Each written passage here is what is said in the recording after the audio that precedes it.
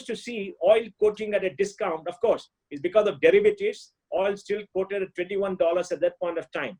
Let me give some data. The world consumes 100 million barrels of oil a day.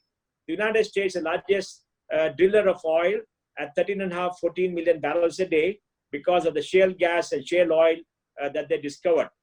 Now, when demand came down, because China in February, March, cut its supplies and cut its demand, the world was surplus in oil. People say today, the world is surplus $30 billion, 30 million barrels of oil a day.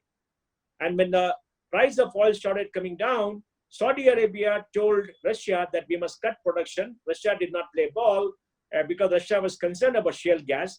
Because every time the OPEC and Russia cut production, America benefited because they kept the price and the Americans kept pumping out the crude. Now, Saudi Arabia said, we are going to pump more and increase production from 10 million barrels to 12 million barrels, and the oil price fell. Oil price have fallen from 65, 70 to around $21 for Brent, and for WTI, Western Texas crude, it is around $14, $15.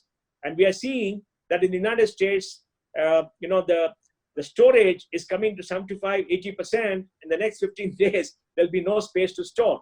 And you would have seen maps of oil, of big ships all around the world storing oil. So the world is reaching a very strange situation where there is no storage space for the oil that has to be pumped. So they have to cut the oil supply. So oil for the rest of the year could be at low prices. It has benefits for India.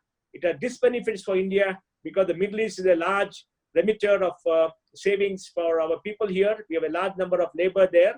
And also, we are seeing that the impact of that will have geopolitical implications because the many countries which are oil exporters, we don't have the capacity to sustain. It is said that Saudi Arabia requires $80 a barrel to balance its budget. That means an industry which was at $3 to $4 trillion has now come to $1 trillion. And this has a repercussion on global demand. When we talk about financial markets, it means the bond markets in the US, in Europe, etc.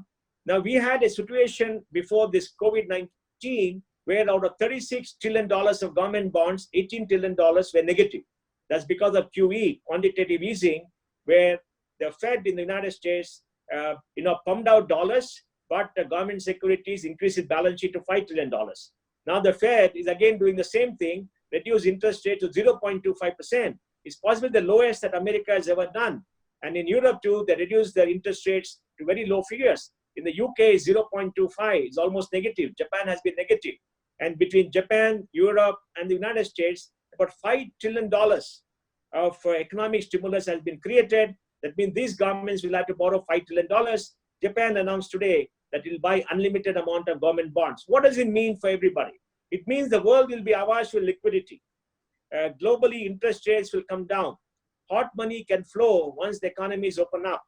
And we are going to see that the world economy this year may not grow. IMF says that global GDP of $82 trillion may be negative this year. Some people are saying that $82 trillion will become negative by 3%, etc.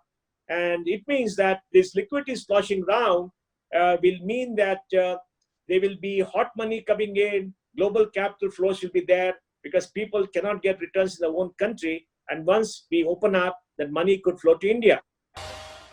For more updates from CXO TV, please like and subscribe to our channel.